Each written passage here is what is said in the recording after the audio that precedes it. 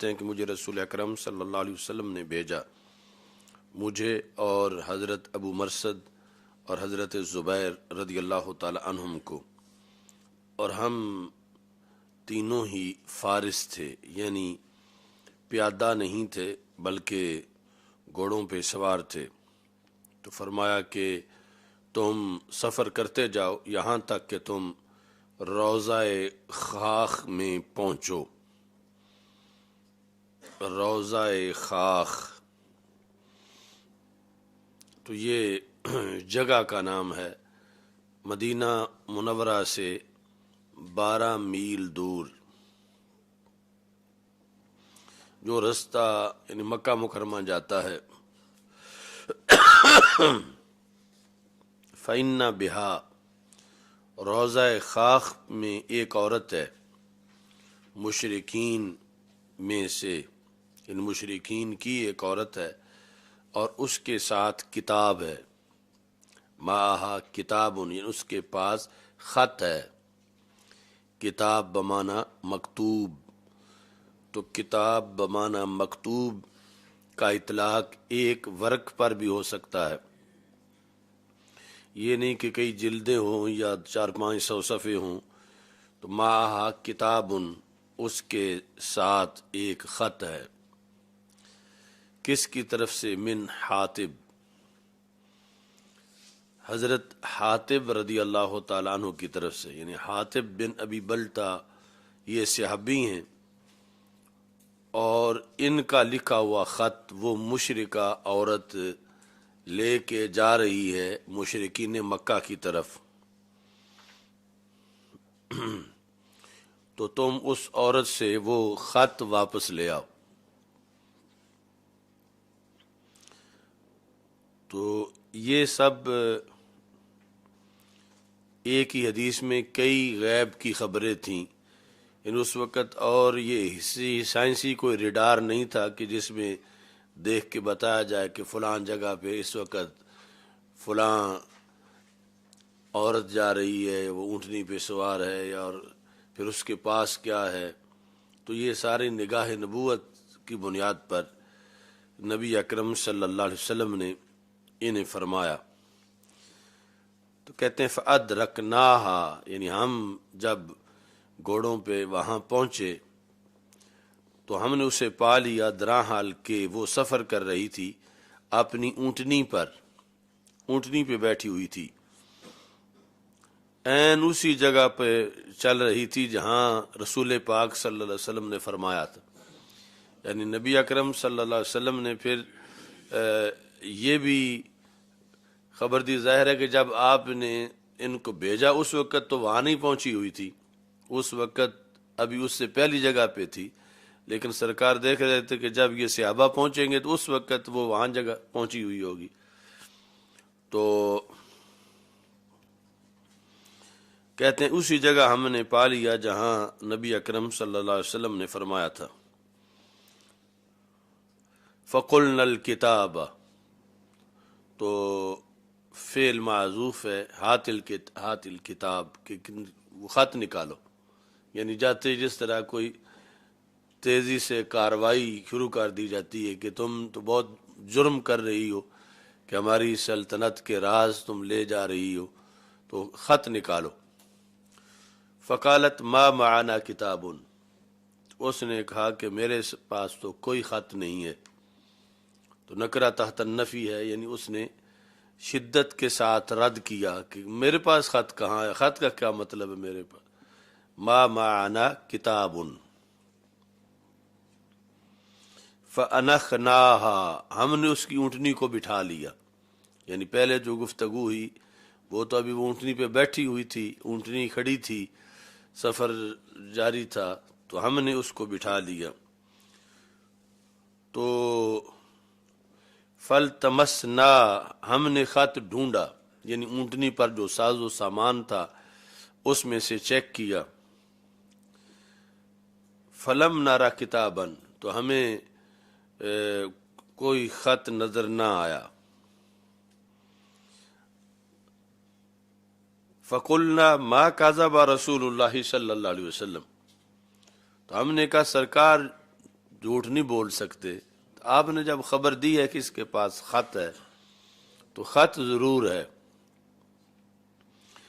تو اس بنیاد پر پھر آپ انہوں نے سختی سے لفظ بول لے اس عورت سے, لَتُخْرِجَنَّ الْكِتَابَ أَوْ لَنُجَرِّدَنَّكِ, لَتُخْرِجَنَّ الْكِتَابَ, یا تو تم خط باہر نکالو یا پھر ہم تجھے ننگا کر دیں گے.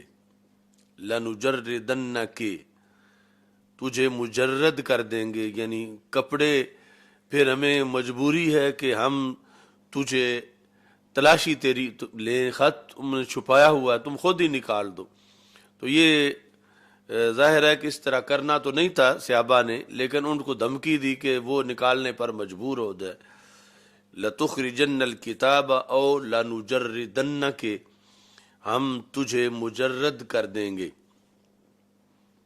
تجھے ننگا کر دیں گے. فَلَمَّا رَأَتِ الْجِدَّ, جب اس نے دیکھا کہ یہ سیریس ہیں اپنی بات میں, بڑے غصے میں ہیں اور یہ باز نہیں آئیں گے اور مجھے خط نکالنا پڑے گا ان کو, یعنی اتنا یقین ہے میرے پاس خط ہونے پہ کہ میں کہتی ہوں نہیں ہے, یہ اس حد تک یعنی چلے گئے ہیں کہ تم خط نکالو کہ جیسے انہوں نے میرے پاس دیکھا ہوا ہو اور اب میں چھپا رہی ہوں. تو یہ کہتے ہیں لَتُخْرِجَنَّ الْكِتَابَ أَوْ لَنُجَرِّدَنَّكِ. فَلَمَّا رَأَتِ الْجِدَّ, کہ یہ مذاق نہیں کر رہے بلکہ یہ تو اس میں سیریس ہیں. جب یہ اس نے دیکھ لیا, احوت الى حجزاتها, اس نے اپنا ہاتھ بڑھایا اپنے تہبند کے ازار کی طرف, یعنی وہ کمر کی طرف. حجزہ اس جگہ کو کہتے ہیں جہاں پہ تہبند باندھا جاتا ہے. تو جہاں شلوار باندھی جاتی ہے, جس جگہ پہ شلوار کا نالا یا تہبند, اس جگہ کی طرف, یعنی اپنے کمر کے ارد گرد پٹی باندھ کے اندر اس نے وہ کمر کے ساتھ باندھا ہوا تھا. وَهِيَ مُحْتَجِزَةٌ بِكِسَاءٍ, تو اس نے اوپر چادر لپیٹی ہوئی تھی یعنی کمر کے ارد گرد. فَأَخْرَجَتْهُ, تو اس نے وہاں سے نکالا. اس عورت نے جو پہلے کہہ رہی تھی کہ میرے پاس کوئی خط نہیں ہے, تو اب اس نے جب صحابہ کے یہ سخت لفظ سنے کہ یہ اس معاملہ میں سیریس ہیں, یعنی آئے ہی دور سے سفر کر کے اس مقصد کے لیے ہیں, تو یہ نہیں چھوڑیں گے. اچھا جی.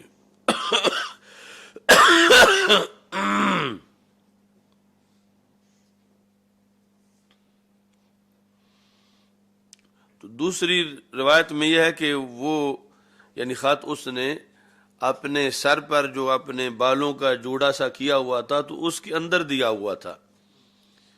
یعنی جب صحابہ نے اس سے سختی کی تو اس نے وہاں سے وہ خط نکالا. اچھا جی.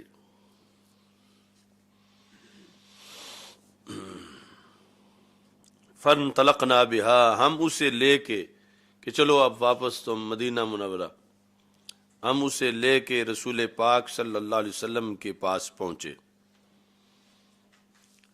تب اس کا تو اتنا مسئلہ نہیں تھا, مسئلہ تھا پیچھے خط بھیجنے والے کا, اور وہ عظیم صحابی تھے حضرت حاتب بن ابی بلتہ. تو اب مشہور ہو گیا, یعنی اتنے یہ تینوں حضرات جو ہیں جب ان کو بھیجا تھا رسول پاک صلی اللہ علیہ وسلم نے تو اس وقت فرما دیا تھا کہ خط حاتب کا لکھا ہوا ہے. تو پھر پیچھے مدینہ منورہ میں اس بارے میں حضرت حاتب کے خلاف جو ہے وہ یہ بات گردش کر رہی تھی, اور اب یہ کہ خط پکڑا بھی گیا اور وہ عورت واپس آئی. تو حضرت عمر رضی اللہ تعالی عنہ اس سلسلے میں اپنے گرم جذبات کا اظہار کر رہے تھے.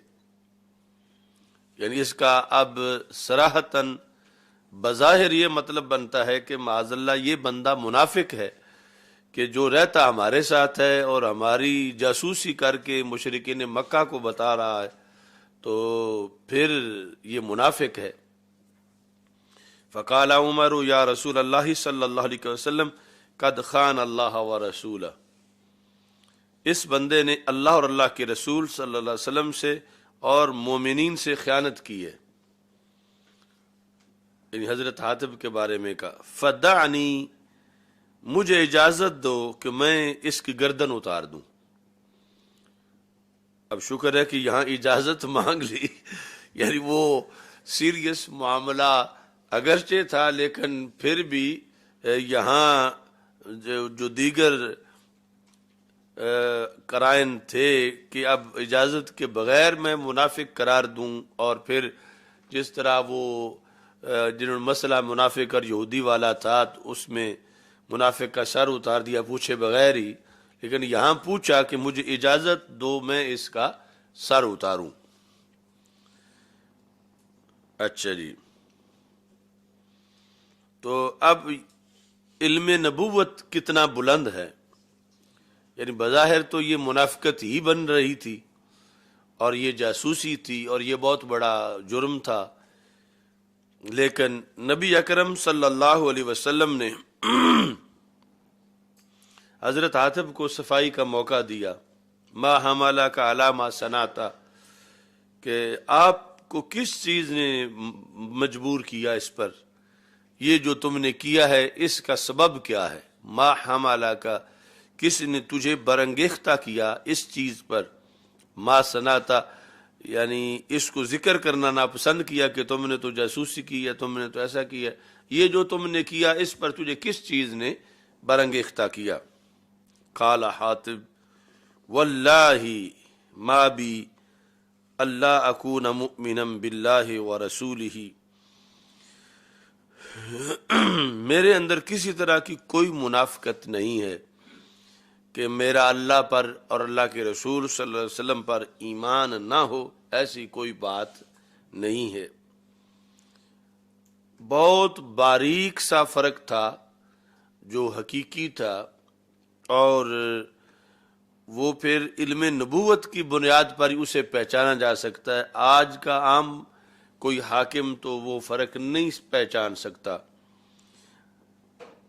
تو انہوں نے کہا کہ اس نے اس خط کے اندر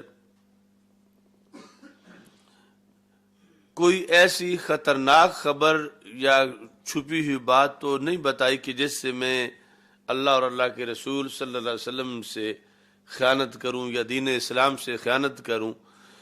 میں نے یہاں کے کچھ حالات اس میں بیان کیے ہیں، اور اس میں میرا مقصد یہ تھا کہ جس وقت ہم لوگوں نے ہجرت کی ہے مکہ مکرمہ سے، تو میں مکہ مکرمہ کا رہائشی نہیں تھا، میں وہاں آؤٹ سائڈر تھا، آیا ہوا تھا، یعنی میں نے آ کے سکونت اختیار کی ہوئی تھی مکہ مکرمہ میں، آگے میں نے کلمہ پڑھ لیا تو میں بھی ساتھ ہجرت کرایا، تو پیچھے میرے جو بال بچے ہیں انہیں کسی طرح کی کوئی حمایت کسی کی حاصل نہیں ہے، باقی جو جتنے بھی مہاجرین ہیں ان کی پیچھے برادریاں ہیں، تو جب کوئی مشکل بنتی ہے تو کسی کے چچے ساتھ دیتے ہیں، کسی کے ماموں ان کی دیکھ بھال کر لیتے ہیں، یا کوئی نہ کوئی، میرا وہاں پر کوئی بھی میرے بچوں کا دور دراز بھی رشتہ دار نہیں ہے۔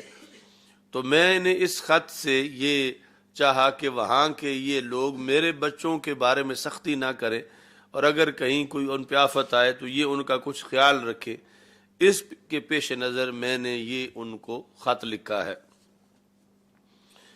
اردت ان یکون لی عند القوم ید، میں نے یہ ارادہ کیا کہ میرا بھی کوئی احسان ہو اس قریش قوم پر، یعنی جنہوں نے کلمہ نہیں پڑھا اور مکہ مکرمہ میں رہتے ہیں، میرا کوئی احسان سمجھے منہ اپنے ہاں، یدفع اللہ بہا عن اہلی و مالی، اس احسان کے نتیجے اللہ وہاں جو میرا اہل اور مال ہے ان کی مصیبتیں رب دور رکھے۔ یعنی یہ چونکہ مشرکین مکہ کی پالیسی تھی کہ اگر وہ کلمہ پڑھ بھی لیتا تھا اس کو وہاں سے نکلنے نہیں دیتے تھے، اور انہیں قید کر لیتے تھے، روک کے رکھتے تھے، یعنی وہ یہ سمجھتے تھے کہ مشکل وقت میں یہ مسلمان ہو جانے والے لوگ، ہم ان کو شیلٹر ڈھال بنا لیں گے، جب جنگ ہوئی تو ان کو جانے نہیں دینا یہاں سے، جو کلمہ پڑھ رہے ہیں بعد میں۔ تو انہوں نے کہا کہ اب یہ نہیں کہ جو پچھلے تھے ان کے وہ پکے مشرک تھے یا اس طرح کی کوئی صورتحال تھی، یعنی وہ بھی انہی کے ساتھ والے ہیں لیکن آ نہیں سکتے، تو اہل اور مال اور پھر رہتے جہاں ہیں وہاں سارے دشمن ہیں، اور کوئی خونی رشتہ داری نہیں ہے جس کی وجہ سے انہیں کچھ سے کوئی نرمی کی جائے۔ اچھا جی،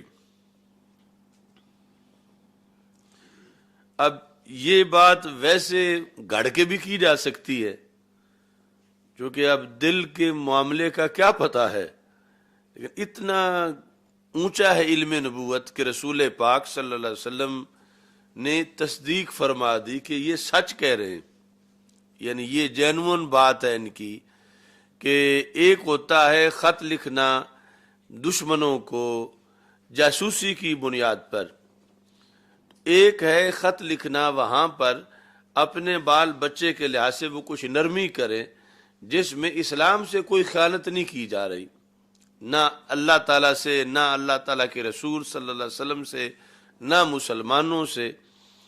تو یعنی وہی لفظ جو ہیں جو لکھے ہوئے تھے، اگر ان کے اندر یہ حکمت نہ ہوتی جو انہوں نے بیان کی اپنی طرف سے، تو وہ ایک جرم تھا کہ یہاں سے خط بھیجا کیوں ہے تم نے مشرکین کی طرف۔ تو ان کی وہاں کی جو صورتحال تھی اس کا جو ذکر انہوں نے کیا کہ یہ خط میں نے اس بنیاد پہ بھیجا، آخر خط میں کچھ ایسی معلومات تو ہوں گی کہ جس کی وجہ سے یہ کہا کہ وہ میرا احسان سمجھیں، کہ میرا ان پر یہ احسان ہے کہ میں نے ان پر خط لکھا ہے، اور انہوں نے اس خط کے نتیجے میں پھر میرے بال بچے کے ساتھ نرمی کریں گے۔ یعنی وہ چونکہ مطلقاً حالات جو ہیں ان کے لحاظ سے بھی یہ مطلوب ہوتا ہے کہ جو مخالف دھڑا ہے ان کے حالات کیا جا رہے ہیں، اگرچہ کوئی خطرناک خبر نہیں تھی کوئی جاسوسی پر مشتمل، لیکن ایسا تھا کہ جس کو وہ سمجھیں کہ یہ بندہ کم از کم ہمارے رابطے میں ہے، نرم ہے، اور اس نے ہمیں خط لکھا ہے، تو اس بنیاد پر ادھر ان کے بال بچے کے ساتھ وہ نرمی کریں۔ یہ ایک اندرونی ان کی چھپی ہوئی وجہ تھی، اور اس کی تصدیق پھر وہ ذات ہی کر سکتی ہے جو دلوں کے راز جانتی ہو۔ تو رسول پاک صلی اللہ علیہ وسلم نے جب کہ حضرت عمر جو ہیں وہ یہاں تک پہنچ چکے تھے کہ اس کی گردن اتاری جائے کہ یہ اس نے خیانت کی ہے اللہ تعالیٰ سے اور اللہ کے رسول صلی اللہ علیہ وسلم سے، لیکن رسول پاک صلی اللہ علیہ وسلم نے مور لگا دی، تصدیق کی۔ آپ نے ارشاد فرمایا صدقہ، اس نے سچ کہا۔ تو یہ سب یعنی اعلیٰ درجہ کے علوم نبوت ہیں کہ سرکار خود اب ان کے مؤید بن گئے، صدقہ، اس نے سچ کہا۔ ولا تقولوا له الا خیرا، تو ان سے سوائے خیر کے کوئی بات نہ کرے، یعنی ان کو کوئی اشارتاً کنایتاً تنقید بھی نہ کرے، ان پر گالی دینا تو بڑی دور کی بات ہے، یا مارنا پیٹنا تو بڑی دور کی بات ہے۔ تو حضرت عمر رضی اللہ تعالی عنہ آپ ابھی مزید مسئلہ سمجھنا چاہتے تھے۔ فقال عمر انه قد خان اللہ ورسولہ والمؤمنین، دوسری بار بھی فرمایا فدانی لأضرب عنقہ،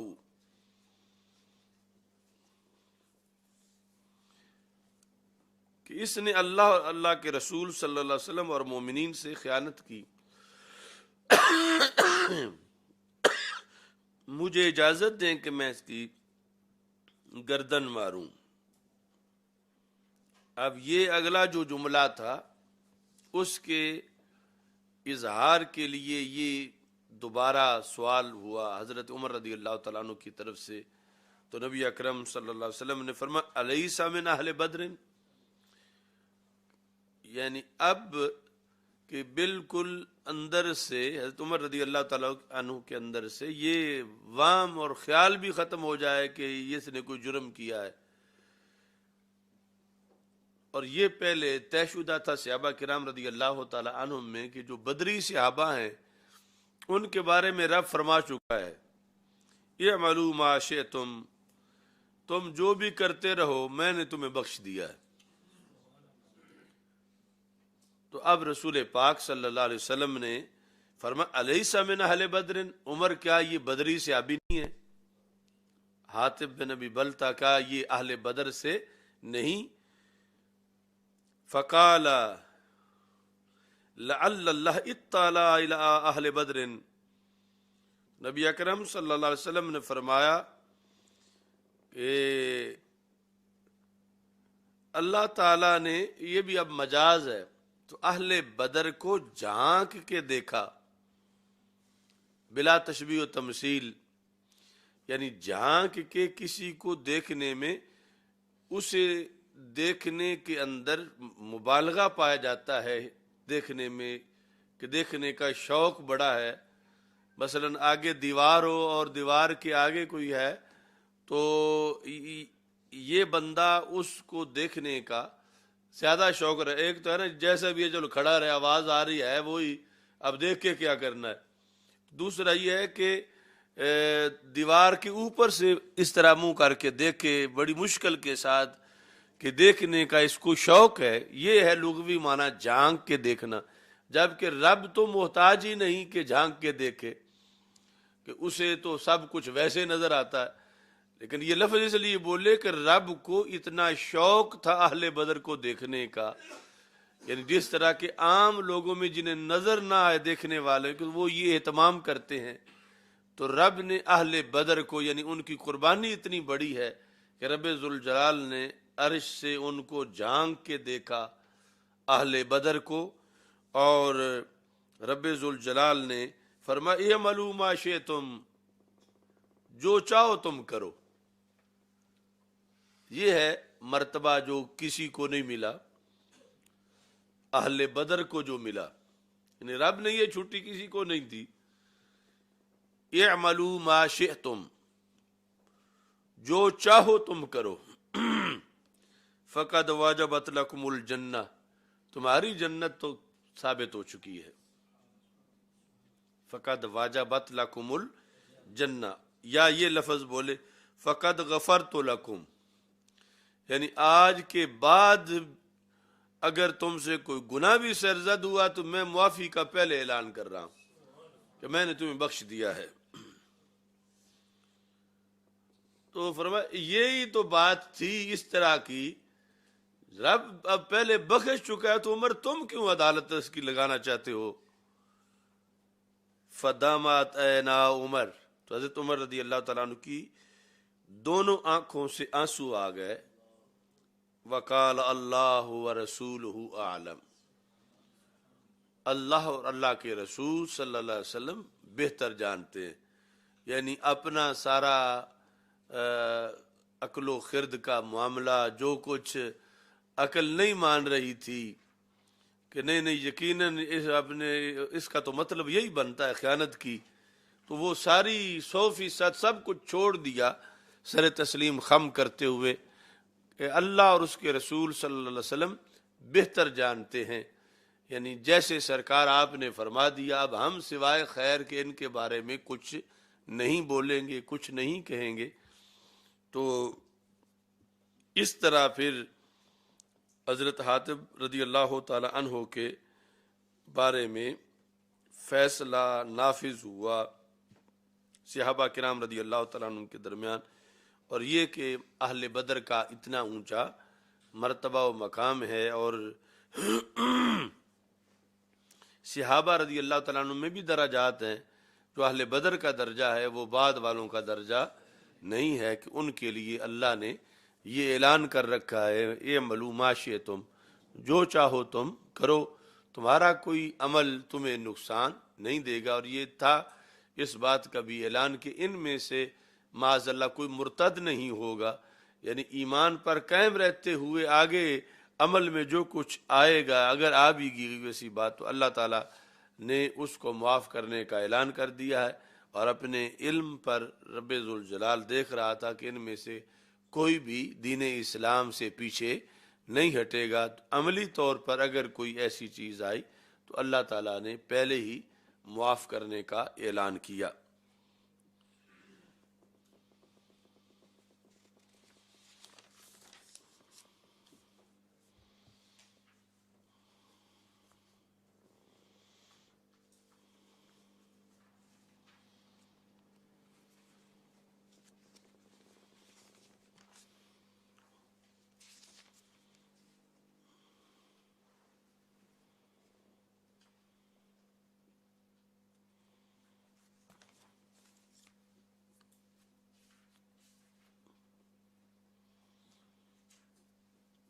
اچھا جی،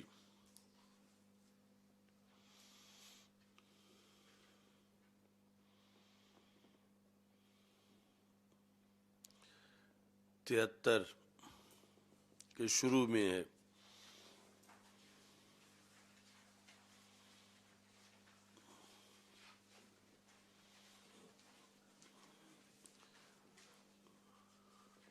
پیچھے قد خانہ آ گیا ہے تو عربی کا خان اور ہے، اور اردو پنجابی اور پشتو کا خان اور ہے۔ عربی میں جو خانہ ہے وہ بہت خطرناک مطلب میں آتا ہے۔ اس وجہ سے بندیالوی صاحب رحمۃ اللہ علیہ وہ جو دیوبندیوں کا غلام خان ہے اس کا ذکر کرتے ہوئے اس کا نام کہتے لیتے تھے غلامن خانہ۔ غلامن مفعول بھی مقدم ہے اور خانہ یہ ماضی ہے، اس نے ایک لڑکے سے خیانت کی۔ اچھا جی،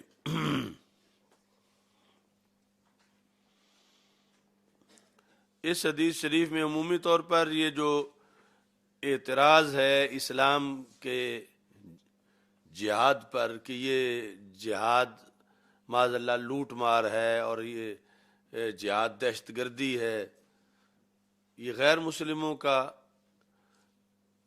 اعتراض ہے، جبکہ ہمارے نزدیک اسلام میں جہاد دہشت گردی نہیں بلکہ دہشت گردی کا خاتمہ ہے، جہاد ظلم کا خاتمہ ہے، جہاد قیام امن ہے، یعنی جہاد امن کو قائم کرنے کا ایک ذریعہ ہے۔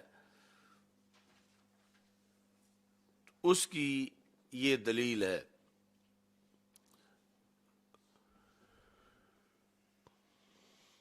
حضرت مقداد بن عمر کندی جو بنی زہرہ کے حلیف تھے، بدری صحابی تھے،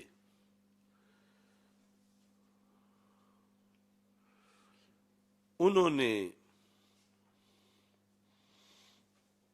عبید اللہ بن عدی کو یہ خبر دی کہ انہوں نے رسول اکرم صلی اللہ علیہ وسلم سے یہ خود سوال کیا، ارائیت ان لقیت رجلا من الکفار، یا رسول اللہ صلی اللہ علیہ وسلم آپ مجھے اس بارے میں جواب دیں کہ اگر میں یہ ایک فرضی صورت پوچھی تاکہ مستقبل میں اگر پیش آئے تو میرے پاس جواب موجود ہو، اگر میں ملوں کفار کے ایک شخص سے، مرد سے، یعنی حالت جنگ میں، فقتتلنا، تو جب ہم آمنے سامنے ہوں تو ہم تلواریں چلا دیں، تلوار چلانے میں وہ پہل کر جائے، فضرب احدی یدی بالسیف، اس نے میرے دو بازوؤں میں سے ایک بازو کو تلوار ماری، فقطعہا، اور اسے کاٹ دیا۔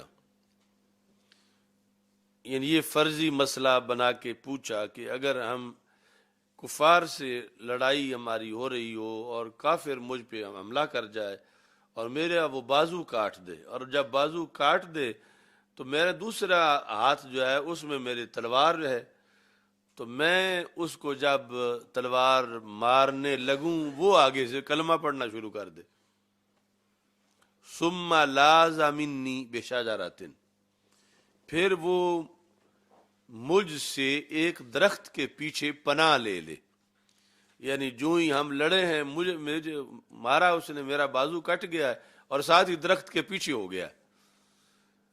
جب درخت کے پیچھے اس نے پناہ لے لی تو کہتا ہے اسلمت للہ، میں تو مسلمان ہو گیا ہوں، میں نے اسلام قبول کر لیا۔ اقتلہ یا رسول اللہ صلی اللہ علیہ وسلم بعد ان قالہا، تو اب کیا میرے لیے اجازت ہے کہ میں اسے قتل کروں بعد اس کے کہ وہ کہہ رہا ہے کہ میں مسلمان ہو گیا ہوں؟ یہ لڑائی تھی ہماری کہ وہ کافر ہے، میں مسلمان ہوں، اور اب وہ کہتا ہے میں بھی مسلمان ہوں۔ تو جہاد اس وقت ہے کہ رسول پاک صلی اللہ علیہ وسلم نے فرمایا یہاں تک کہ وہ کلمہ نہ پڑھ لے ان کے خلاف جہاد کرو۔ اب کلمہ تو اس نے پڑھ لیا ہے لیکن پڑھا ڈر کے ہے، تو کیا یہ کلمہ معتبر ہوگا؟ فقال رسول اللہ صلی اللہ علیہ وسلم لا تقتلہ، یعنی اب تمہیں اجازت نہیں کہ تم اسے مارو، اب تمہیں اجازت نہیں۔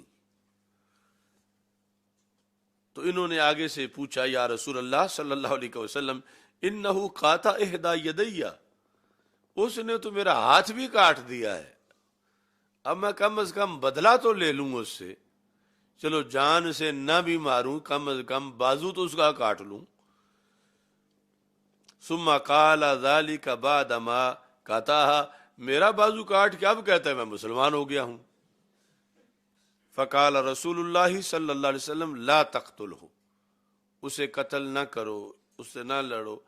فإن قتلته فإنه بمنزلتك قبل ان تقتله وإنك بمنزلته قبل ان يقول كلمته التي قال، اگر تم نے اب اس کو مارا تو تم کافر مرو گے اور وہ مسلمان شہید ہو جائے گا، اگر تم نے اب اس کو مارا تو تم کس طرح ہوگے؟ فَإِنَّهُ، وہ تمہاری سیٹ لے جائے گا مومن والی، اور تم اس کے کلمہ پڑھنے والے سے پہلے جو سیٹ تھی اس پہ چلے جاؤ گے، یعنی کفر والی۔ اتنا اہم حکم ہے، اور اگر اسلام ہوتا کہ مطلقاً لوٹ مار، تو اب دشمن تو چوٹی کا تھا اور اب غصہ بھی پورے عروج پر ہے، یعنی وہ جس بندے کا بازو کٹا ہوا ہو اور جس نے کاٹا وہ سامنے کھڑا ہو، یہ ہے للہیت کہ اپنا بدلہ لینا اب جائز نہیں رہا، چونکہ جب وہ اللہ والا بن گیا ہے تو تم بھی اللہ والے بن جاؤ، یعنی اس کا اللہ والا ہونا اعتبار کر لو کہ اس وجہ سے تو لڑائی تھی کہ وہ کلمہ کیوں نہیں پڑھ رہا، تو کلمہ وہ پڑھ گیا ہے، تو اگرچہ تمہارا بازو اس نے کاٹ لیا ہے تو اپنا تم بدلہ نہ لو، معاف کر دو، اس لیے کہ اس نے بڑا کام جو کر لیا ہے، اس نے کلمہ پڑھ لیا ہے۔ تو اگر جہاد دہشت گردی ہوتا تو پھر یہ ہے کہ کلمہ پڑھے یا نہ پڑھے، اس کی تو گردن اتارو، بعد والوں کو دیکھ لینا۔ تو اسلام دہشت گردی نہیں، جہاد دہشت گردی، اگر دہشت گردی ہوتی تو یہ فرق نہ ہوتا جو کہ رسول پاک صلی اللہ علیہ وسلم نے فرق کیا، اور اتنا واضح کیا کہ اگر تم نے اس کے کلمے کا لحاظ نہ رکھا تو تمہارے کا لحاظ نہیں رہے گا۔ دوسری جگہ یہی مقام ہے جب انہوں نے کہا کہ یا رسول اللہ صلی اللہ علیہ وسلم وہ حقیقت میں کب پڑھ رہا ہے؟ وہ تو ڈر کے پڑھ رہا ہے، اب اسے پتا ہے کہ میں اسے ماروں گا، اور درخت کے پیچھے ہو کے کہتا ہے لا الہ الا اللہ محمد الرسول اللہ صلی اللہ علیہ وسلم۔ تو سرکار صلی اللہ علیہ وسلم نے یہ اگرچہ بظاہر قرائن یہ ہیں کہ ڈر کے پڑھ رہا ہے، لیکن پھر بھی فرمایا کہ وہ کلمہ معتبر سمجھا جائے گا، اسے ماننا پڑے گا۔ اور پھر آگے ایک ایسی صورت آ بھی گئی کہ جب ایک کلمہ پڑھتا رہا اور اسے کسی نے مار دیا تو سرکار ناراض ہوئے، کیوں مارا ہے؟ تو انہوں نے کہا کہ وہ تو ڈر کے پڑھ رہا تھا، یعنی ان سے علاوہ، جنہوں نے پوچھا ان سے علاوہ، تو آپ نے فرمایا کہ آیا تم نے اس کے سینہ چیر کے دیکھنا تھا کہ حقیقت میں پڑھ رہا ہے کہ یہ ڈر کے پڑھ رہا ہے، تو تم نے ظاہر کا اعتبار کرنا تھا۔ تو ظاہر میں جب اس نے پڑھ لیا ہے، اگرچہ ڈر کے ہی پڑھا ہو، لیکن پھر بھی اس کلمے کا اعتبار کرنا پڑے گا۔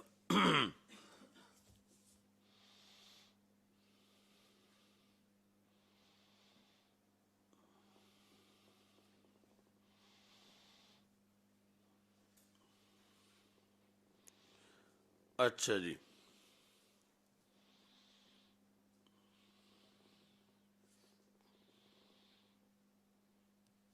یہ جب وہ طالبان ذبح کر رہے تھے لوگوں کو پکڑ پکڑ کے چوکوں میں، تو اس زمانے میں یہ ساری چیزیں ہم نے اجاگر کی تھیں کہ صوفی محمد کی شریعت اور ہے اور محمد عربی کی شریعت اور ہے۔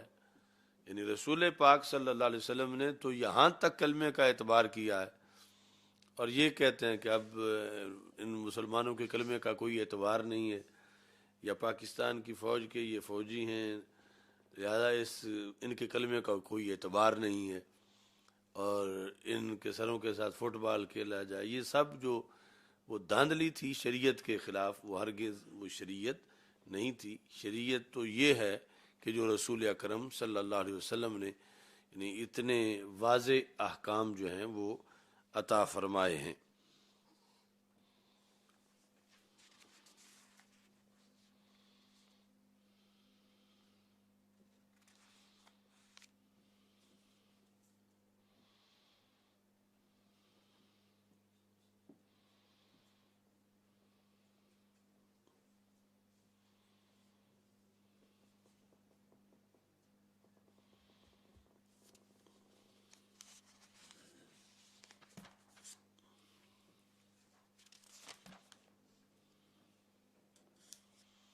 چھہتر،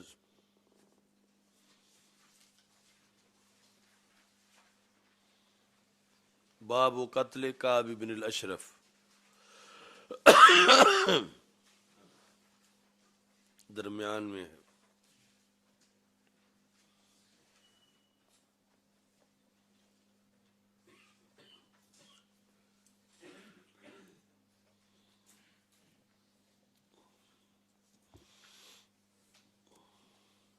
حضرت جابر بن عبداللہ رضی اللہ تعالیٰ عنہ کہتے ہیں کہ رسول اکرم صلی اللہ علیہ وسلم نے ارشاد فرمایا، من لکعب بن الاشرف، کون ہے جو کعب بن اشرف کو قتل کرے گا؟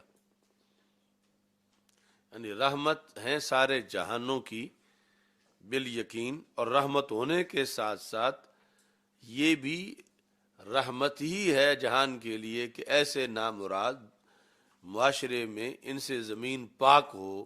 تو اتنا بڑا وہ دشمن تھا رسول اکرم صلی اللہ علیہ وسلم کا، آپ نے باقاعدہ صحابہ میں اس کے بارے میں یہ اعلان کیا، مل لکعب بن الاشرف فإنہ قد آذ اللہ ورسولہ، اس نے اللہ اور اللہ کے رسول صلی اللہ علیہ وسلم کو اذیت پہنچائی ہے۔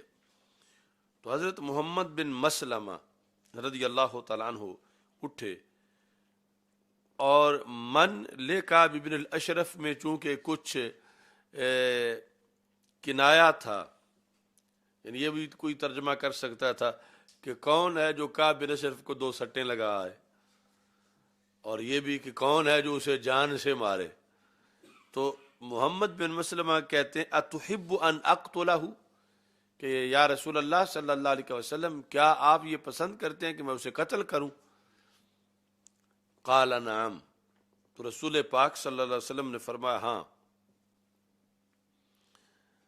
تو کہا کہ پھر مجھے اجازت دے دو کہ میں اس سے کوئی الٹی سیدھی بات کر لوں، آپ کی طرف سے مجھے اجازت ہو، ان اقول شیئا، یعنی جس میں میں اسے کوئی اعتماد دلانے کے لیے کوئی اس کی حمایت میں کوئی آپ کے خلاف کوئی بات میں کر لوں، وہ سمجھے کہ یہ تو ادھر سے ہٹ چکا ہے، یہ ہے ان اقول شیئا۔ اب یہ سرکار صلی اللہ علیہ وسلم کا اختیار تھا، آج کوئی کسی ایسے مقصد کے لیے کوئی اگر بات کرے گا تو وہ کافر ہو جائے گا، یعنی سرکار نے جو اجازت دی وہ سرکار کی اجازت پر بند ہے. جو بھی انہوں نے لفظ جا کے بولے آگے اس سے کوئی آج کہے کہ میری نیت تھی کہ میں نے فلاں کو مارنا ہے اور میں نے اس لیے وہاں جا کر اسلام کے خلاف بات کی، یا میں نے رسول پاک صلی اللہ علیہ وسلم کے لحاظ سے یہ بات اس لیے کی، تو یہ کسی کو آج کوئی اجازت نہیں دے سکتا، بلکہ جب ایسا ہوگا تو خود اس کا ایمان جو ہے وہ ختم ہو جائے گا. اچھا جی، قال قل، تو رسول پاک صلی اللہ علیہ وسلم نے فرمایا کہ تمہیں اجازت ہے. فَأَتَاهُ محمد بن مسلمہ، حضرت محمد بن مسلمہ انصاری رضی اللہ تعالی عنہ آئے کعب بن اشرف کے پاس، یعنی جس جگہ وہ رہتا تھا.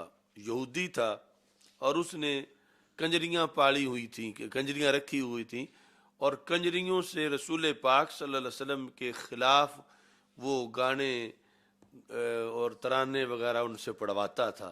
یعنی اتنی توہین کرتا تھا نظموں کے اندر رسول پاک صلی اللہ علیہ وسلم کے خلاف. تو جب یہ حضرت محمد بن مسلمہ گئے تو جا کے کہا ان حاضر الرجل، اب حاضر رجل جو ہے یہ سرکار کے بارے میں جا کے بول رہے ہیں. قد سألنا صدقۃ، اس بندے نے ہم سے صدقے کا سوال کیا. وَإِنَّهُ قَدْ عَنَّانَا، اور اس بندے نے ہم سے صدقہ لے لے کے ہمیں تھکا دیا ہے. روز ہی کوئی نہ کوئی فنڈ ہوتا ہے کہ یہ فنڈ دو وہ فنڈ دو، تو ہم دے دے کے تھک گئے ہیں.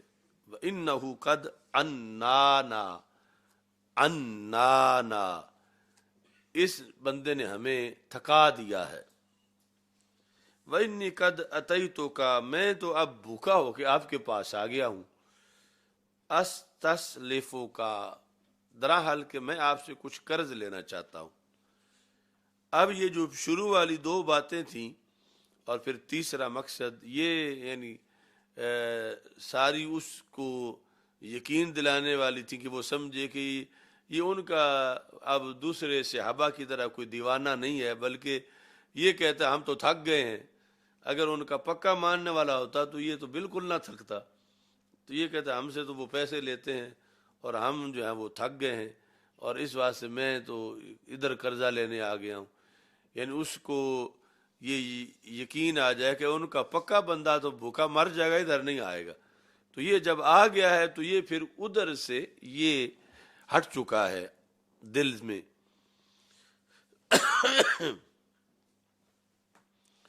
تو قال وائدن،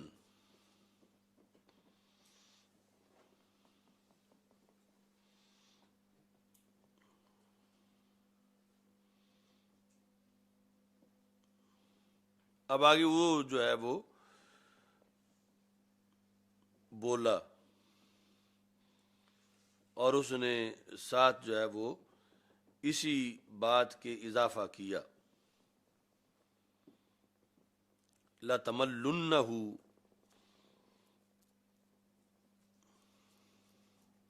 کہ خدا کی قسم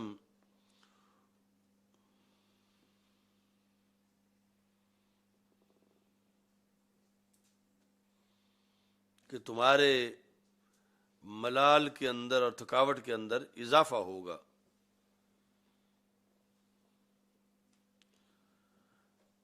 تو تم مطلب یہ ہے کہ اعلانیہ چھوڑ کے آ جاؤ. ابھی تو تم آ کے کہہ رہے ہو چھپ کے تو کہ اس نے ہمیں تھکا دیا، تو اس نے ابھی یہ کہنے لگا کعب بن اشرف ابھی تمہیں ضرور اور بھی اس نے تھکانا ہے، ابھی تم سے بہت کچھ اس بندے نے لینا ہے، تو تم چھوڑ دو اور اعلانیہ چھوڑ دو. اب یہ آگے سے دلیل دے رہے ہیں کہ اعلانیہ ہم نہیں چھوڑ سکتے، ابھی کچھ معاملات ایسے ہیں. قال ان قد اتبعناہ، ہم نے چونکہ ان کی پیروی کی ہے، فلا نحب ان ندعہ حتی ننظر الی ای شیء یسیر شانہ، تو ہم یہ نہیں چاہتے کہ ہم رستے میں چھوڑ دیں یہاں تک کہ ہم دیکھ لیں کہ ان کا انجام کیا ہوتا ہے. یعنی یہ پھر ظاہر کر دیا کہ ہمیں انتظار ہے کہ اب پتہ نہیں ان کی جو مکہ کے مشرکوں کے ساتھ جنگیں ہیں ان کا نتیجہ کیا نکلتا ہے، یہ کامیاب ہوتے ہیں ناکام ہوتے ہیں. تو اگر انہوں نے معاذ اللہ ویسے ہی ناکام ہو جانا ہو تو ہم خواہ مخواہ اپنے ذمے ڈال لیں کہ یہ چھوڑ کے چلے گئے، ناکام ہو گیا تو پھر ویسے ہی ہم نے پیچھے ہٹ جانا ہے، تو پھر آگے ہمارے لیے کوئی مواخذہ ہی نہیں ہوگا. اب تو ہم چھوڑیں تو پھر ہمارا مواخذہ ہوگا، دوسرے صحابی پوچھیں گے کہ تم نے یہ اچھا نہیں کیا. تو اس واسطے ہم نے چونکہ ایک بار عہد کیا ہوا ہے وفاؤں کا، تو ہم یہ دیکھ رہے ہیں کہ آگے انجام کیا ہوتا ہے. فلا نحب ان ناداه حتى ننظر الى اي شيء يسير شانه وقد اردنا ان تسلفنا وسقا او وسقين، اور ہم نے یہ ارادہ کیا کہ تم ہمیں قرض دو ایک وسق یا دو وسق. یہ ایک وسق جو ہے وہ 60 سا کا ہوتا ہے، 60 سا، اور ایک سا جو ہے وہ 4.5 سیر کا. تو ان کے ساتھ اور بھی تھے 2 صحابی، تو اس لیے جمع کا صیغہ بولا کہ ہم قرض لینے آئے ہیں. اچھا جی،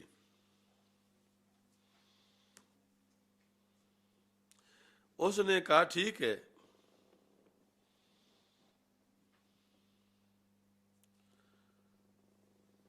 درمیان میں لفظوں میں تھوڑا سا اختلاف ہے. فقال نعم، ساتھ اس نے کہا کہ ٹھیک ہے تم کوئی چیز ضمانت رکھ کے تو قرض لے لو. کیا ضمانت رکھو؟ ارہنونی، میرے پاس رہن رکھو. قالوا ای شیء ترید، کس چیز کا رہن رکھے ہم؟ قال ارہنونی نساءکم، اتنا پلید تھا کہ تم اپنی عورتیں میرے پاس رہن رکھو، یعنی اپنی بیویاں میرے پاس چھوڑ جاؤ. تو یہ تم گندم لے جاؤ یا کھجوریں لے جاؤ. اب انہوں نے جواب میں کیف نرہنو کا نساءنا، ہم اپنی بیویاں آپ کے پاس کیسے رہن رکھیں؟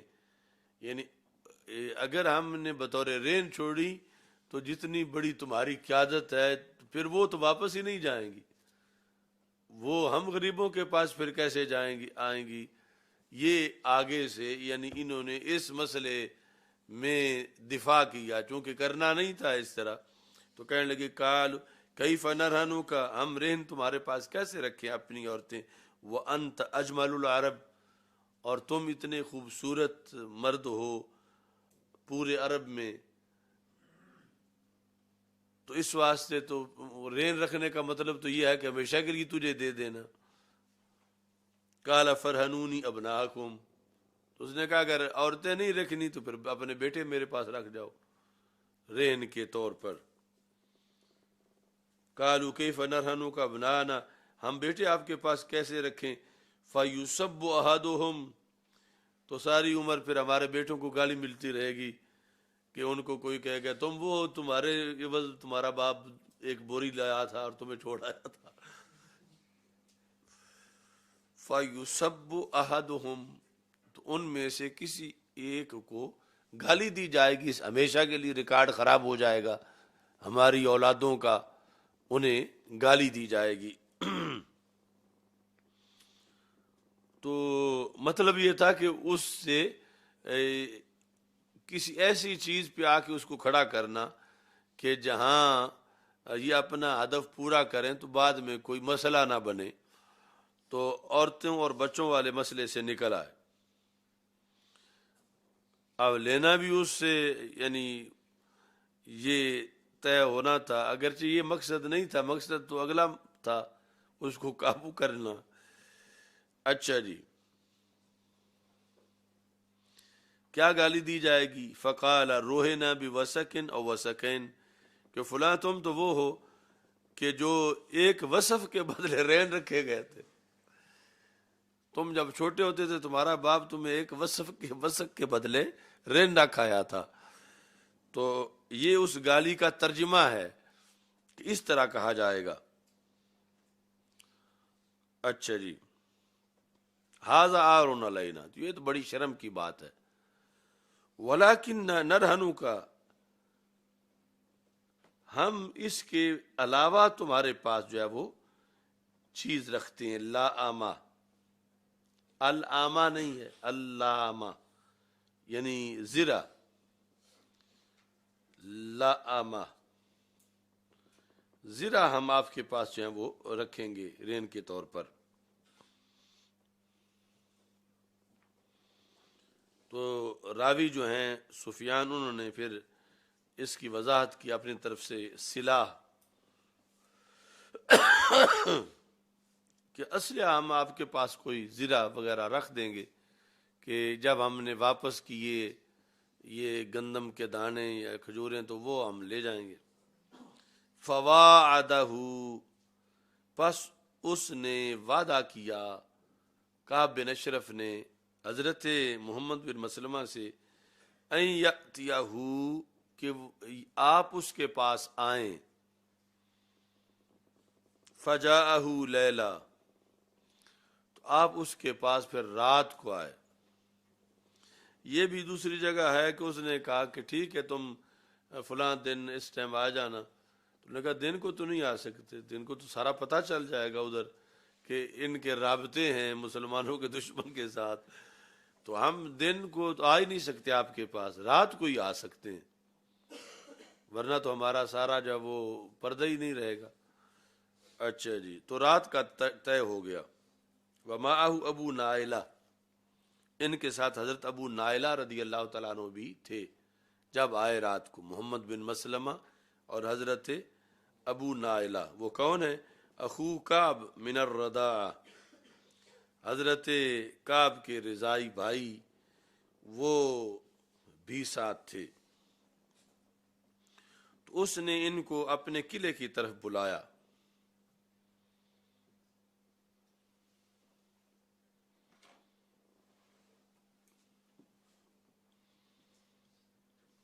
فنازل الیہم، جب یہ یعنی رات کو گئے اور انہوں نے قلعے میں جہاں اس نے کہا ہوا تھا کہ تم میرے قلعے میں اس جگہ آ کے آواز دینا تو میں آ جاؤں گا نیچے اتر کے۔ فنازل الیہم،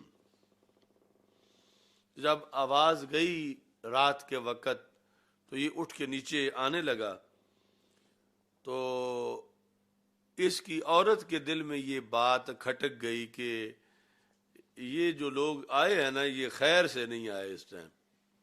فقالت لہ امرأۃ این تخرج هذه الساعة، اس وقت کہاں تم نکلنے لگے ہو، یعنی رات گھر سے قلعے سے تم کہاں جا رہے ہو؟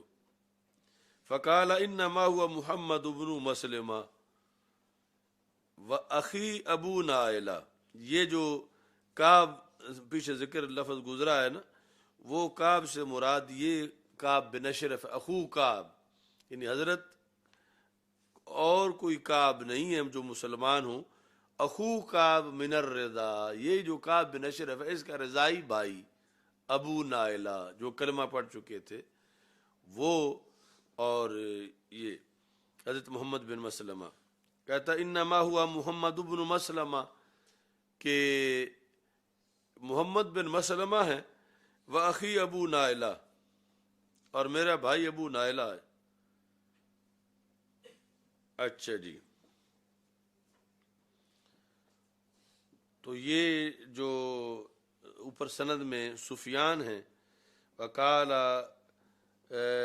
غیر عمر، حضرت عمر کے علاوہ جو راوی یعنی سفیان کہتے ہیں، انہوں نے کہا کہ وکالت، اس عورت نے ساتھ یہ بات بھی کہی۔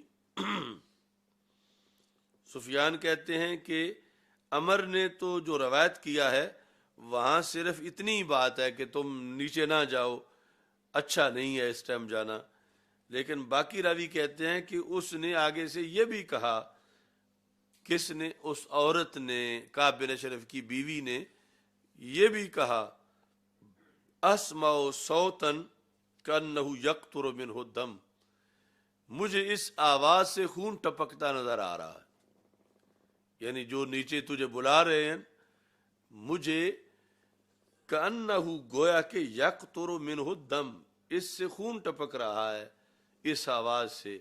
تو یہ خطرناک لوگ ہیں جو آئے ہیں. تم سمجھتے ہو کہ تمہارے بیلی بن گئے ہیں اور ایک تمہارا رضائی بھائی ہے, تو یہ خطرناک آواز ہے ان کی. اچھا جی, تو اس نے پھر کہا انما هو اخی محمد بن مسلمہ, یہ میرے بھائی ہیں محمد بن مسلمہ, وردیعی اور میرا رضائی بھائی ہے ابو نائلہ. اور پھر ان الکریم لو دعی الی طعنۃ بلیل لاجاب, کریم بندہ اگر رات کے وقت زخموں کے لیے بھی بلا لیا جائے تو وہ چلا جاتا ہے. اتنا کریم بنا ہوا تھا. لاجاب. اچھا جی, تو حضرت محمد بن مسلمہ جو ہیں ان کے ساتھ دو بندے تھے, وہ داخل ہوئے. حضرت سفیان سے یہ کہا گیا, یہ جو حدثنا سفیان قال عمر, سماہم عمر, کیا عمر نے ان دو کے نام لیے؟ قال سما بعدہم, قال عمر جاء معہ برجلین, کہ وہ دو, بعض نے تو نام لیا, بعض نے اتنا ذکر کیا کہ دو بندے ساتھ لے کے آئے.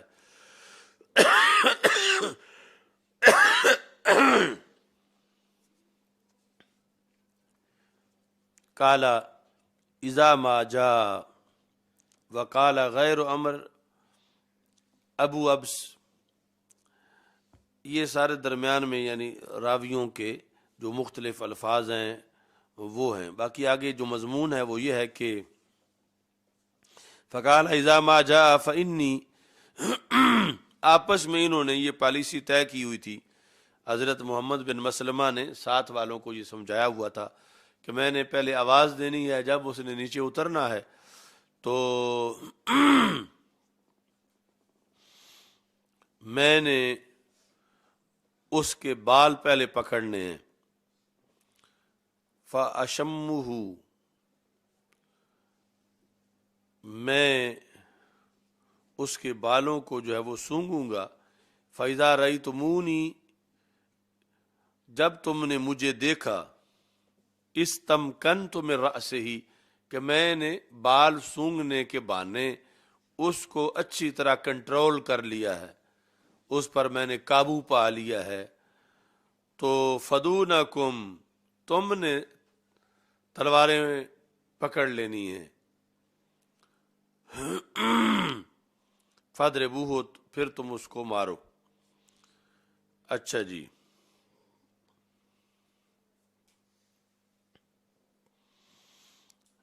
کبھی راوی یہ لفظ بولتے تھے کہ اشمکم فنازل الیہم متوشحا, تو بہرحال وہ اترا جب انہوں نے آواز دی تو اس نے متوشحا اسلحہ پہنا ہوا تھا.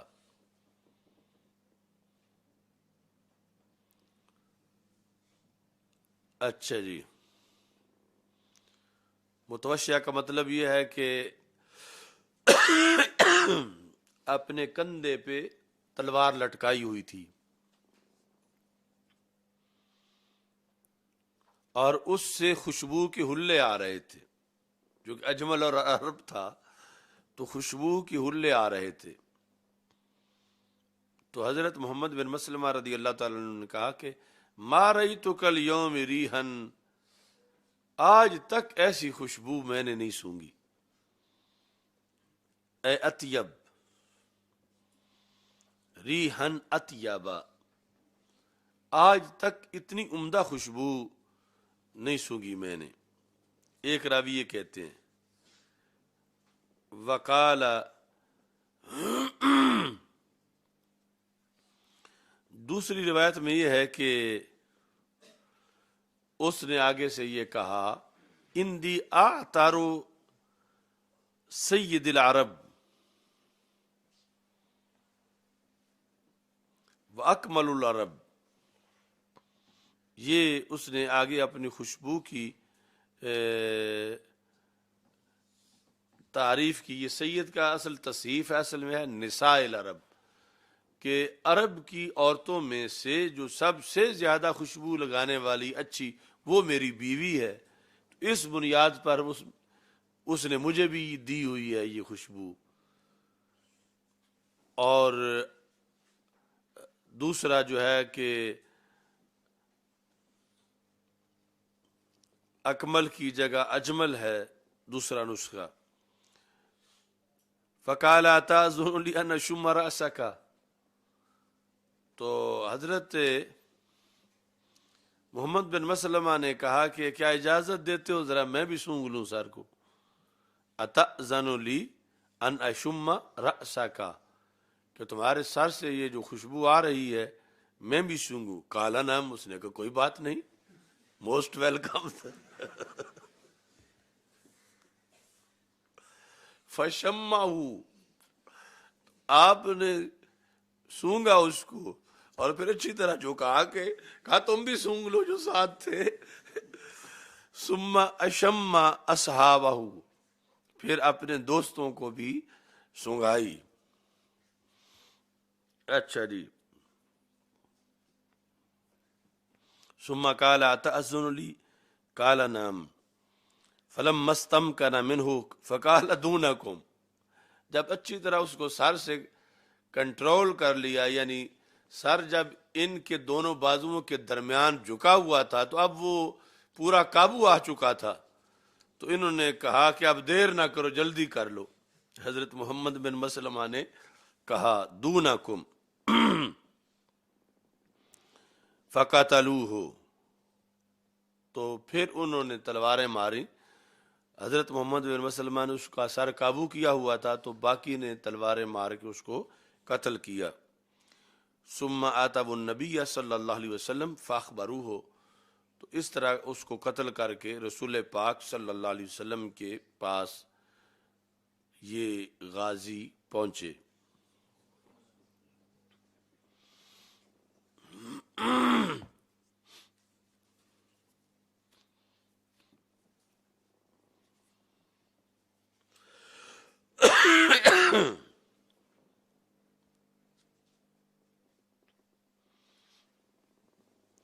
تو ایک ہوا ہے ابن یامین، حالانکہ وہ ویسے زمانہ تو ابھی صحابہ کا تھا اور وہ تابعین میں سے شمار ہوگا، لیکن وہ یہ شرف تابعیت سلامتی ایمان کے تابع ہے. تو ابن یامین جو ہے وہ مروان کے پاس بیٹھا ہوا تھا مدینہ منورہ میں. مروان گورنر تھا مدینہ منورہ کا، تو ابن یامین وہاں بیٹھا ہوا تھا. حضرت محمد بن مسلمہ ابھی زندہ تھے، تو اب ظاہر ہے کہ وہ نہایت بوڑھے ہوں گے اس وقت، یعنی کہاں ان کی جوانی کا زمانہ جب یہ کعب بن اشرف کو مارا تھا اور پھر مروان کے عہد تک ابھی زندہ تھے. تو ابن یامین کوئی طاہر القادری جیسے آرام آزاد خیال تھا یہ جو غامدی جیسا، تو وہ بڑا فلاسفر بن کے وہاں پر تبصرہ کر رہا تھا کعب بن اشرف کے بارے میں. تو یہ حدیث جس طرح یہ لفظ ہیں بظاہر، تو اس نے کہا کہ کعب بن اشرف کو نا دھوکے سے مارا گیا. تو مطلب یہ تھا کہ یہ دھوکہ دہی جائز نہیں ہے، اور یہ کعب بن اشرف کو جو ہے وہ دھوکے سے مارا گیا. اس طرح کر کے وہ اظہار خیال کر رہا تھا. یہ ابن تیمیہ نے اپنی کتاب جو ہے السیف المسلول کے اندر اس کو ذکر کیا پورے واقعے کو.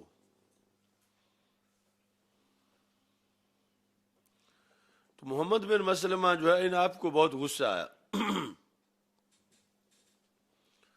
تو آپ نے پھر ایک بات تو یہ کی کہ آج کے بعد اے مروان کسی ایک چھت کے نیچے میں اور آپ اکٹھے نہیں ہو سکتے سوائے مسجد نبوی شریف کی چھت کے. اب وہاں نہ میں آپ کو روک سکتا ہوں نہ آپ مجھے روک سکتے ہیں، لیکن میں تیرے دربار میں آج کے بعد کبھی نہیں آؤں گا، یا کسی ایسی جگہ مسجد سے علاوہ کہ تو نے بھی جانا اور میں بھی چلا جاؤں. یعنی تیرے پاس باتیں صحیح نہیں ہوتی. اور ابن یامین کو کہا کہ اگر میرے پاس کبھی تلوار ہوئی تو میں تجھے بتاؤں گا کہ کعب بن اشرف دھوکے سے مارا گیا تھا یا کیسے مارا گیا تھا. یعنی بڑھاپے میں وہ جو ہے انہوں نے اس کو وارننگ دے دی، تجھے نہیں میں نے چھوڑنا، تو اپنی خیر منا. کہ دشمن رسول صلی اللہ علیہ وسلم کو ہم نے سرکار کے حکم پہ مارا، اور تو بیٹھ کے تبصرہ کر رہا ہے کہ دھوکے سے مارا گیا اور ایسے ہوا اور زیادتی ہو گئی، اور تو میں نے تجھے نہیں چھوڑنا. تو وہاں لکھا ہے روایت میں کہ وہ پھر جب بھی گھر سے باہر نکلتا تھا ابن یامین تو پہلے کسی کو بھیجتا تھا کہ محمد بن مسلمہ تو ادھر نہیں گشت کر رہے. ایک دن محمد بن مسلمہ جو ہیں وہ جنت البقیع میں کسی کا جنازہ تھا، تو جنازے میں شریک ہو کے جب باہر نکلے تو یہ دور سے نظر آیا کہ ابن یامین آ رہا ہے اور سر پہ لکڑیوں کا گٹھا اٹھایا ہوا ہے. تو محمد بن مسلمہ جو ہے انہوں نے سمجھا کہ آج ہی وہ وقت آ گیا ہے. حالانکہ ان کے پاس اب تلوار نہیں تھی، تو دوڑتے گئے بڑھاپے کے باوجود کہ یہ آگے پیچھے نہ ہو جائے، تو جاتے ہی اس کو دھکا دیا تو وہ لکڑیوں کا گٹھا نیچے گر پڑا. تو انہوں نے وہ ایک ایک لکڑی نکال کے اس پہ توڑی. یعنی جب ٹوٹتی تو پھر گٹھے سے نہیں پکڑ لیتے. تو کہنے لگے کہ ابھی تلوار پاس نہیں، جب تلوار ہوگی تو باقی کام پھر کروں گا. کہ تو جو ہے وہ یہ کہتا ہے کہ کعب بن اشرف کو دھوکے سے مارا گیا. تو اتنے یعنی یہ سیریس تھے. انہوں نے کہا کہ ہم نے جہاد کیا تھا، ہم نے رسول اکرم صلی اللہ علیہ وسلم کے حکم پر یہ کام کیا تھا، اور تم آگے سے اس پر تنقید کرتے ہو ایک نام نہاد روشن خیال بن کے کہ ایسا نہیں ہونا چاہیے تھا، یہ ہو گیا وہ ہو گیا. تو اس طرح یعنی ابن یامین کو انہوں نے مزہ چکھایا.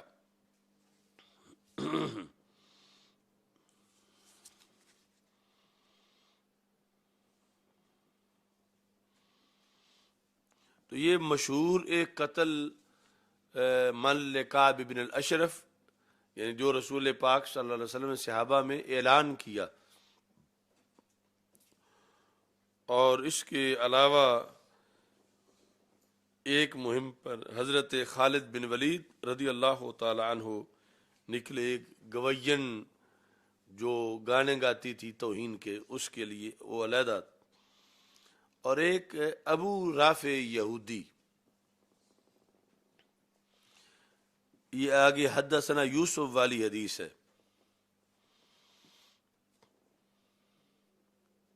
بعث رسول اللہ صلی اللہ علیہ وسلم الی ابی رافع الیہودی رجالا من الانصار وامر علیہم عبداللہ بن عتیق، ان پر امیر بنایا رسول پاک صلی اللہ علیہ وسلم نے حضرت عبداللہ بن عتیق کو.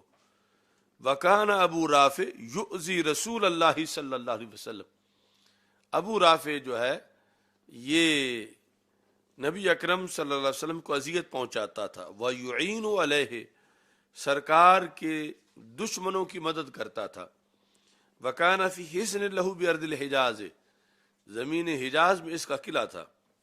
تو اس کو مارنے کی جو مہم تھی وہ صحابہ جب گئے، فلما دنو منہ، جب اس کے قلعے کے قریب ہوئے صحابہ، وقد غربت الشمس، اور سورج غروب ہو گیا تھا. وراہ الناس بسرہم، اور لوگوں نے اپنے مویشی جو ہیں وہ اکٹھے کر کے، یعنی دن کو قلعے کے باہر چراتے تھے، تو جب شام ہو گئی تو سارے اپنے مویشی واپس لا رہے تھے، قلعے کے دروازے کے اندر جو ہے وہ داخل کر رہے تھے۔ اچھا جی، تو حضرت عبداللہ بن عتیق رضی اللہ تعالی عنہ نے اپنے دوستوں سے کہا اجلسو مکانکم، یعنی قلعے سے باہر ہی انہیں کہیں بٹھایا کہ تم بیٹھو، تو فإنی منطلق، میں جاتا ہوں مہم پر، یعنی تم یہاں باہر قلعے کے میرا انتظار کرو۔ فإنی منطلق ومتلطف للبواب لعلی ان ادخل، اور یہ جو گیٹ کیپر ہے میں اس کے ساتھ کوئی الیک سلیک بناتا ہوں، شاید میں اندر داخل ہو جاؤں، کیونکہ پھر رات کو قلعہ یعنی بیرونی جو دیوار تھی وہ بند ہو جاتی تھی، اندر پھر کئی دیواریں تھیں، اور سنٹر میں وہ رہتا تھا اونچے محل میں، اوپر کئی منزلیں چڑھ کے۔ فاقبالا، تو حضرت، اور یہ بہت حد درجے کی بہادری تھی، حضرت عبداللہ بن عتیق رضی اللہ تعالیٰ عنہ قریب آئے، دروازے کے بالکل قریب آ گئے۔ ثم تقنع بثوبہ، پھر اوپر کپڑا لے کے اس طرح زمین پہ بیٹھ کے جیسے کوئی قضائے حاجت کر رہا ہوتا دروازے کے قریب، کہ کأنہ یقضی حاجتاً وقد دخل الناس، ادھر سارے لوگ داخل ہوتے ہوتے سب سناٹا چھا گیا، سب مویشی لے کے چلے گئے۔ تو اب گیٹ کیپر نے کہا کہ یہ کسی کو پیشاب آ گیا اور قریب ہی آ کے بیٹھ گیا ہے، تو اس نے آواز دی فَهَتَفَ بِهِ الْبَوَّابُ یا عبداللہ، اب اے عبداللہ، اب یہ مطلب یہ لغوی عبداللہ وہ کہہ رہا تھا کہ خدا کے بندے اب ٹائم لیٹ ہو رہا ہے، اٹھ بھی بیٹھ، اندر جا۔ یہ نہیں کہ اس کو کوئی پتا تھا کہ ان کا نام عبداللہ ہے، ان کا نام بھی عبداللہ تھا، لیکن وہ اپنے طور پر جو ہے اس نے یہ کہا یا عبداللہ ان کنت ترید ان تدخل، جی اندر جانی تو اٹھ بو، ان کنت ترید ان تدخل، اگر تم یہ ارادہ رکھتے ہو کہ تم داخل ہو جاؤ، فادخل، تو پھر داخل ہو جاؤ، اٹھو۔ فإنی ارید ان اغلق الباب، میں دروازہ بند کرنے لگا ہوں۔ تو یہ اگر انتظار یہ کر رہے تھے، خود ہی وہ کہہ رہا ہے کہ داخل ہو جاؤ، کہتے ہیں فدخلت، میں داخل ہو گیا، فکمنت، داخل ہو کے وہ تو دروازہ بند کرنے کے آگے پیچھے اس نے دیکھنا تھا، میں چھپ گیا قریب ہی کہ یہ چابیاں کہاں رکھتا ہے۔ فکمنت فلما دخل الناس، جب سب داخل ہو گئے، اغلق الباب، اس نے دروازہ بند کیا، ثم علق الاغالیق علی غد، اس نے ایک میخ بہت بڑا لگایا ہوا تھا، وہاں ساری چابیاں اس نے لٹکا دی۔ اصل میں یہ لفظ ہے وتد، وتد استعمال ہوتا ہے جو میخ ہے، تو یعنی آسانی کے لیے، یہ تو اسے مطلب تھا ہی نہیں کہ اندر بھی کوئی کھولنے والا ہے، تو اس نے جہاں وہ لٹکاتا تھا چابیاں، ساری چابیاں لٹکا کے اسے کھانا کھانے کی آگے تھی کہ میں کھاؤں اور سو جاؤں۔ اچھا جی، تو کہتے ہیں کہ جب اس نے لٹکا کے سائڈ پہ ہوا، فقمت الی الاقالید، میں چابیوں کی طرف اٹھا، فاخذتها، میں نے پکڑ لی، ففتحت الباب، تو میں یعنی اوپر سے وہ سارا بند کرتا کرتا آیا ہوا تھا، اب نچلے دروازے بند کر کے اسے لٹکائی تھیں، تو میں چابیاں پھر پکڑ کے چیک کرنے لگا کہ کون کون سی چابی سے کیا کھلتا ہے، تو ففتحت الباب، میں نے دروازہ کھولا۔ اب یہ دروازے سے مراد ہے اوپر جو دوسری دوسرا دروازہ تھا قلعے کے اندر. میں نے دروازہ کھولا. وکان ابو رافع یسمر عندہ. تو ابو رافع یعنی جہاں سینٹر میں اس کا محل تھا تو اس کے وزیر وغیرہ، چونکہ وہ تو سربراہ تھا پورے قلعے کا، تو جو اس کے نیچے تھے وہ اس کے پاس جمع ہوتے تھے، عشاء کے بعد گپیں لگاتے تھے. تو پھر گپیں لگاتے لگاتے بالآخر سارے اتر جاتے تھے، وہ پھر سو جاتا تھا. وَكَانَ فِي عَلَالِيَّ لَهُ، وہ اپنے بالا خانے میں تھا.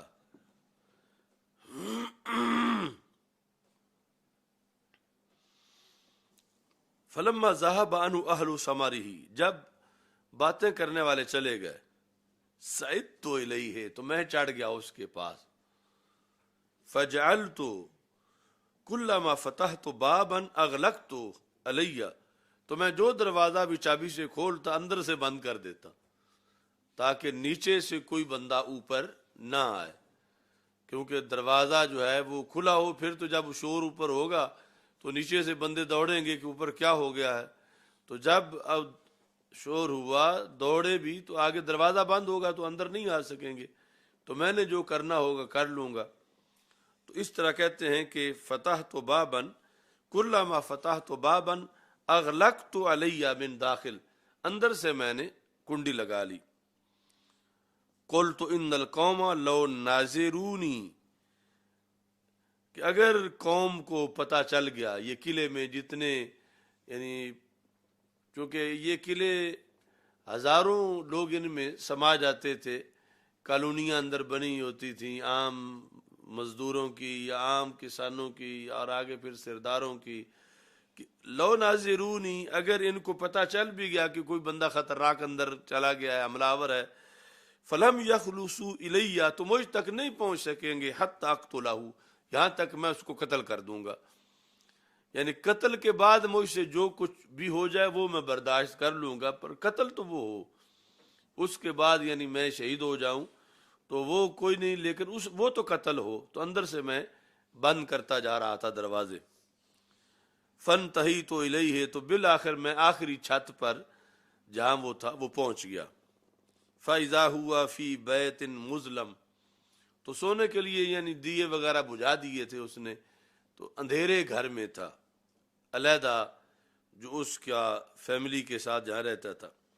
وسط عیالہ، اپنے بیوی بچوں کے درمیان وہ سویا ہوا تھا. تو کہتے ہیں اب جب اندھیرا تھا تو لا ادری این ہوا من البیت، مجھے نہیں پتا چل رہا تھا کہ اب گھر میں اس کی چارپائی کون سی ہے. تو یہ ہے بہادری، اور پھر یہ ہے یعنی دہشت گردی اور جہاد میں فرق، کہ مارنا اسے ہی ہے، باقی اگرچہ اس کے بیوی بچے بھی کافر ہیں لیکن جرم تو اس کا ہے جو توہین کرتا ہے. تو پہچان کے مارنا ہے، یعنی کتنا مشکل ہے اندھیرے میں پہچاننا. تو اب پہچاننے کے لیے اسے آواز دی، ابا رافع، ابا رافع. اب یہ بھی تھا کہ میں بولوں گا تو پتہ چل جائے گا کہ کوئی بندہ خطرناک رات کو آ گیا ہے تو مجھے ہو سکتا ہے شہید کر دیا جائے. لیکن یہ سب کچھ تاکہ معین کرنا، اس کو مارنا اسے ہی ہے جس نے یہ ایسا برا کام کیا ہے. ابا رافع قال من ھذا، اس کا کیڑا ہے.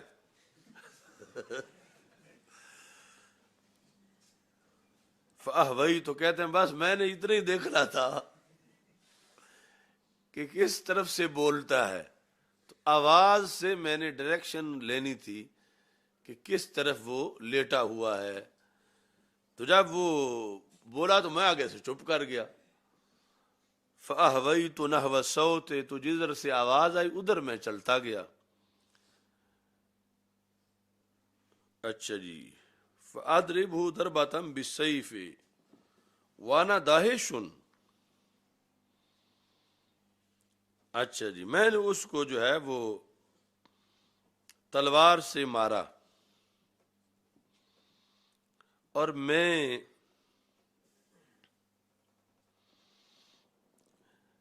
متحیر تھا کہ پتہ نہیں مرا ہے کہ نہیں مرا۔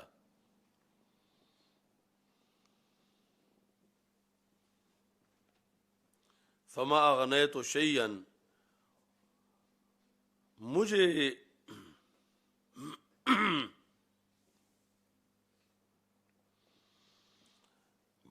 اغنیت شیئا کا مطلب یہ ہے کہ وانا داہش، فما اغنیت شیئا کہ میرے مارنے سے یوں نہیں کہ اس کی جان نکل گئی ہو، وصاح، وہ چیخا،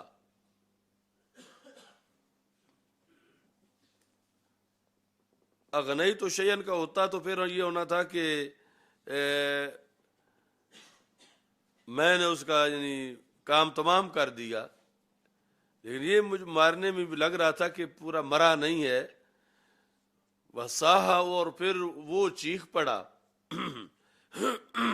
فخرجت من البیت، تو جو اس کے اوپر سین تھا علیحدہ، میں اس سے باہر نکل گیا۔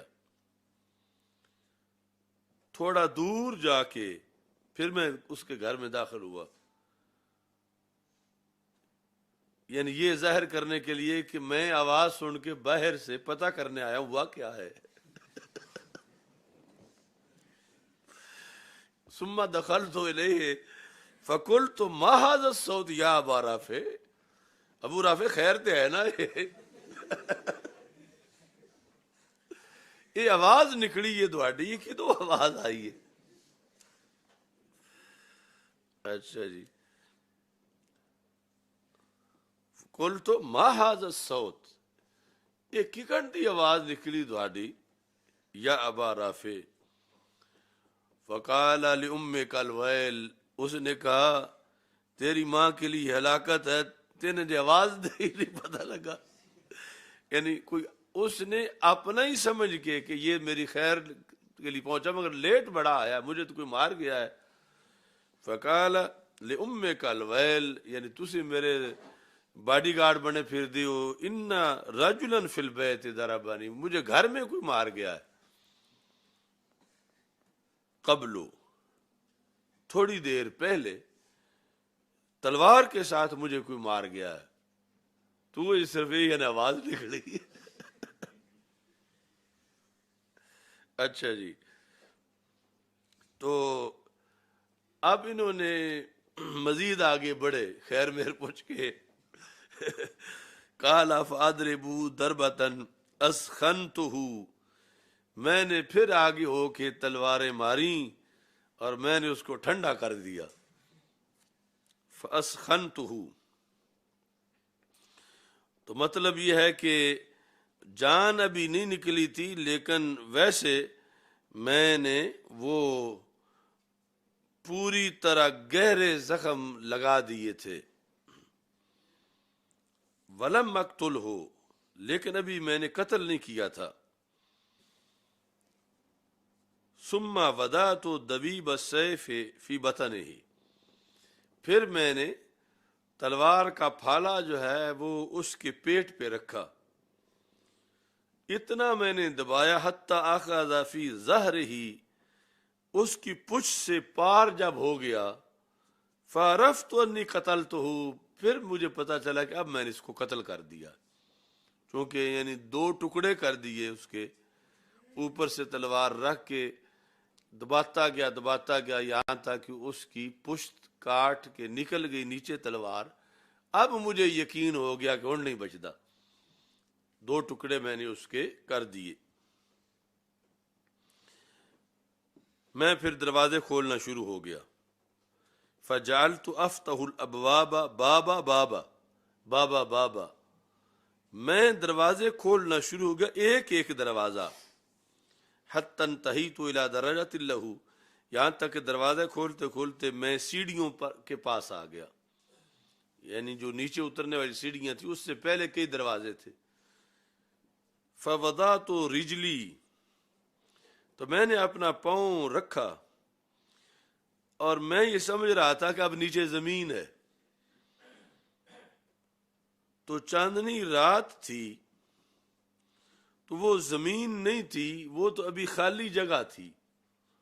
فنتہی تو فودات رجلی وانا ارا، مجھے یہ دکھایا گیا، یعنی میرا یہ گمان تھا کہ میں زمین تک پہنچ گیا ہوں۔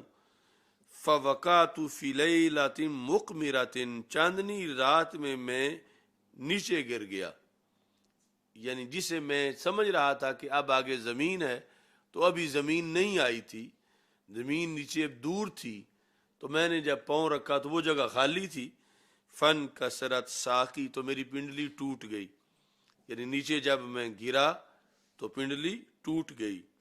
فعصبتها بامامۃ، تو میں نے اپنے امامے سے ٹوٹی ہوئی پنڈلی باندھ لی۔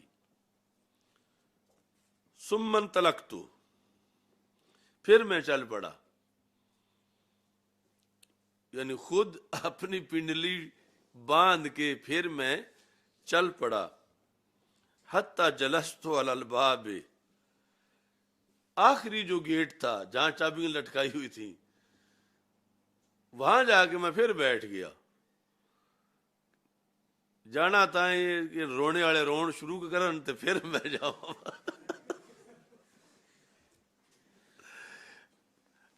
یعنی دو ٹکڑے کر کے بھی ابھی پھر ہے کہ کہیں کچھ کسر نہ رہ گئی ہو، اگر رونے والے روئیں گے تو پھر پک ہو جائے گا کہ واقعی کم ہو گیا۔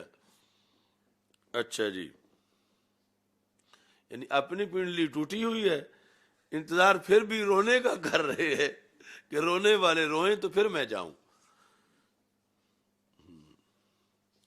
تو کہتے ہیں کہ فقلت لا اخرج اللیلۃ حتی اعلم اقتلتہ فلما صاح الدیک، جب مرغ نے اذان دی، یعنی آدھی رات کا یہ واقعہ تھا، پھر آگے فجر ہوئی، سحری کے ٹائم مرغ نے اذان دی، اتنے میں قام النائی، نائی کھڑا ہوا۔ نائی ہے موت کی خبر دینے والا، جو اعلان کرتا ہے کہ فلاں فوت ہو گیا، قلعے میں جو ان کا بندہ اس مقصد کے لیے تھا، اس نے اعلان کیا، اس نے کہا کہ اچھا جی علی السور، وہ جو فصیل تھی قلعے کی اونچی دیوار، اس پر جو مخصوص جگہ تھی وہاں کھڑے ہو کر اس نے اعلان کیا، ابا رافع انعی ابا رافع، میں ابو رافع کے مرنے کا اعلان کرتا ہوں، تاجر اہل الحجاز، جو اہل حجاز کا تاجر تھا وہ آج رات فوت ہو گیا ہے۔ کہتے ہیں فانطلقت الی اصحابی، میں پھر اترا دیوار سے اور اپنے دوستوں کو جنہیں شام کے وقت کہا تم بیٹھو میں آتا ہوں، تو میں ان کے پاس گیا، تو میں نے ان کو کہا ان نجاہن، اپنے آپ کو بچاؤ، یہاں سے نکلو، دوڑ لگاؤ۔ فقد قتل اللہ ابا رافع، اللہ نے ابو رافع کو قتل کر دیا ہے، قتل اللہ ابا رافع۔ تو اس طرح پھر یہ وہاں سے چلے، فانتہیت الی النبی صلی اللہ علیہ وسلم، تو ہم رسول اکرم صلی اللہ علیہ وسلم کے پاس واپس پہنچے۔ فحدثتہ، تو میں نے کہا کہ یا رسول اللہ صلی اللہ علیہ وسلم، اسے تو میں قتل کر رہا ہوں مگر میری پنڈلی ٹوٹ گئی ہے۔ فقال ابسط رجلک، تو نبی اکرم صلی اللہ علیہ وسلم نے فرمایا کہ یہ سامنے بچھاؤ اپنا پاؤں۔ فبسطت رجلی، میں نے اپنا پاؤں بچھایا، فمسحھا، تو نبی اکرم صلی اللہ علیہ وسلم نے اپنا مبارک ہاتھ پھیرا اس پاؤں ٹوٹے ہوئی پنڈلی پر، فکأنما لم اشتکھا، فوراً اس طرح صحیح ہوئی گویا کہ ٹوٹی ہی نہیں تھی۔ لم اشتکھا قط، کبھی کوئی پرابلم اس میں بنا ہی نہیں، اس طرح فی الفور وہ صحیح ہو گئی۔ اب یہاں یہ گزرا ہے فعصبتها بامامۃ، امامے کی حکمتوں میں سے یہ حکمت بھی ہے یعنی ایسے ہنگامی حالات میں پٹی کا کام بھی دے جاتا ہے۔ تو امامہ باندھا ہوا تھا اس جہاد میں حضرت عبداللہ بن عتیق رضی اللہ تعالی عنہ نے۔ تو اب ویسے تو جب کرچیاں ہو گئی ہوں ہڈی کی یا ٹوٹ گئی ہو تو کیسے بندہ چل سکتا ہے؟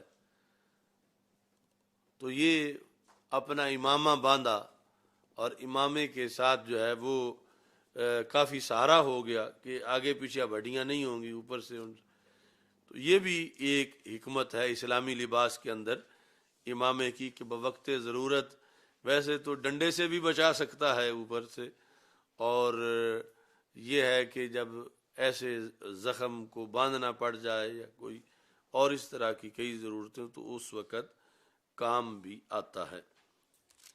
الحمدللہ رب العالمین والعاقبۃ للمتقین والصلاۃ والسلام علی رسولہ الکریم۔ استغفر اللہ لا الہ الا اللہ وحدہ لا شریک لہ لہ الملک و لہ الحمد وهو على كل شيء قدیر۔ یا قاضی الحاجات اقض حاجاتنا، یا شافی الامراض اشف مرضانا، یا دافع البلیات ادفع عنا شر الظالمین والفاسقین بحرمة